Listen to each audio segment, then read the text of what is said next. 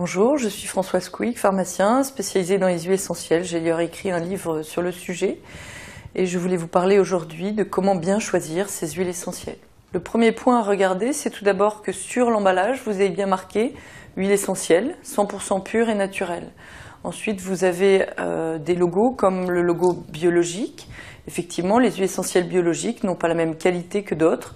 Il faut savoir qu'en agriculture, une agriculture conventionnelle, que ce soit des huiles essentielles ou des pommes de terre ou autres, on n'est pas obligé de doser les pesticides. Par contre, en agriculture biologique ou en sauvage biologique, les pesticides sont dosés pour justement déterminer s'il y en a ou pas dedans. C'est notamment en France un organisme qui s'appelle EcoCert. En agriculture biologique, normalement, nous ne retrouvons pas de pesticides, alors que dans des huiles essentielles qui sont dites conventionnelles, que vous pouvez trouver que ce soit en pharmacie ou en magasin de diététique ou autre, eh bien, nous pouvons retrouver des pesticides, notamment au niveau des agrumes, puisque nous récupérons l'essence du zeste. Donc sur ce zeste, eh bien, les agriculteurs peuvent y mettre des cires, peuvent y mettre des pesticides justement pour la conservation. Et comme nous grattons, nous récupérons ce zeste, il peut y avoir ces pesticides qui restent, qui se retrouvent en grande quantité parfois dans les huiles essentielles. Les huiles essentielles qui sont, elles, distillées, vont avoir parfois aussi des pesticides. Effectivement, on a des pesticides qui sont hydrophobes, c'est-à-dire qui n'aiment pas l'eau comme ces huiles essentielles. On peut retrouver du lindane notamment, qui est un produit qui était connu en agriculture et qui a été interdit en France en 2007.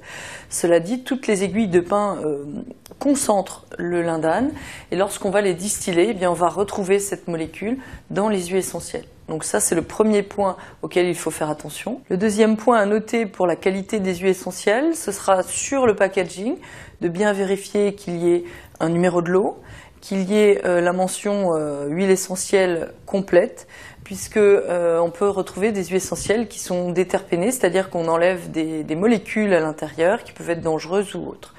Vous avez également une date de péremption.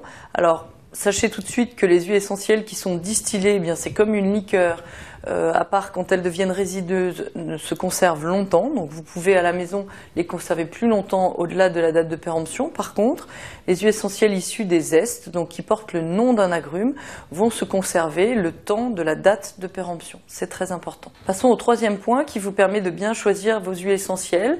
Eh bien, une question toute simple à poser à la personne qui va vous les vendre.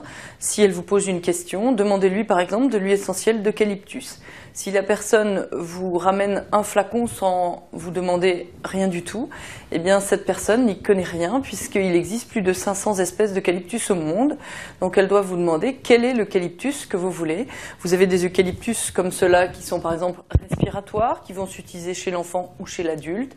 Et vous avez des eucalyptus qui vont sentir la citronnelle, comme l'eucalyptus citriodora, qui va être un répulsif des moustiques, des tiques, et qui va être aussi utilisé comme anti-inflammatoire au niveau musculaire par exemple.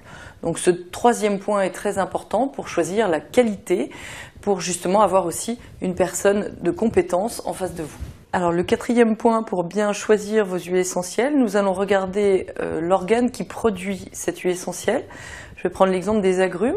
Nous avons vu que justement au niveau des agrumes, on peut obtenir l'huile essentielle du zeste. Et là, l'huile essentielle porte le nom de l'agrume: citron, orange douce, orange amère, pamplemousse, bergamote, mandarine, rouge ou verte. Et on peut aussi distiller des parties d'agrumes comme les feuilles des agrumes qui s'appellent des petits grains. Donc vous devez avoir petit grain et le nom de l'agrume à côté. Petit grain bigarade, petit grain pamplemousse, petit grain citronnier, ou en latin. Au niveau des fleurs, on peut aussi les distiller pour les agrumes. Les fleurs d'agrumes s'appellent des nérolies et il nous faut le nom de l'agrume à côté. Néroli pamplemousse, néroli bigarade par exemple pour l'orange amère. Donc tout ceci est marqué aussi sur vos packaging. Si on prend un autre exemple, la cannelle de Ceylan, on peut distiller les feuilles de cannelle de Ceylan qui vont avoir une odeur caractéristique de clou de girofle et l'écorce de cannelle de Ceylan qui va avoir une odeur caractéristique de cannelle épice comme vous la connaissez. Donc il est très important de regarder sur vos packaging que vous achetez ces différentes parties du végétal utilisé. Cinquième point pour bien choisir vos huiles essentielles, le chémotype ou la spécificité biochimique. Plus simplement, ce sont là où les molécules qui vont induire les propriétés de l'huile essentielle. Une huile essentielle contient entre 20 à 200 molécules différentes. Donc comme vous connaissez en thérapeutique, en pharmacie classique, une spécialité qui a une ou plusieurs molécules à l'intérieur, bien c'est le même principe. Je vais prendre l'exemple simple du romarin officinal. Si je déménage avec mon plant de romarin au Maroc et je fais pousser ce plant de romarin sur un terroir marocain, il va concentrer une molécule qui s'appelle l'eucalyptol ou le cinéole, qui a des propriétés respiratoires. Si ensuite je prends ce même plant et je déménage à Montpellier, il va concentrer une molécule qui s'appelle le camphre, donc qui va être utilisée au niveau musculaire, mais qui va être contre-indiquée bien sûr chez les asthmatiques, chez les enfants, chez les femmes enceintes ou allaitantes. Et enfin, ce même plant, si je déménage en Corse, va concentrer des molécules comme l'acétate de bornyle ou la verbénol, qui ont des propriétés de protecteurs du foie ou des reins, et qui vont aussi avoir des propriétés de drainage. Donc bien sûr, sur le même plan, nous n'aurons pas les mêmes propriétés en fonction du terroir et donc des molécules que la plante fabrique. Donc le chémotype ou les composants majeurs de cette huile essentielle sont toujours marqués sur les packaging, d'où l'intérêt également de bien se faire conseiller par quelqu'un de compétent au niveau des huiles essentielles. Et voilà pour conclure ce que nous pouvions dire pour bien choisir vos huiles essentielles.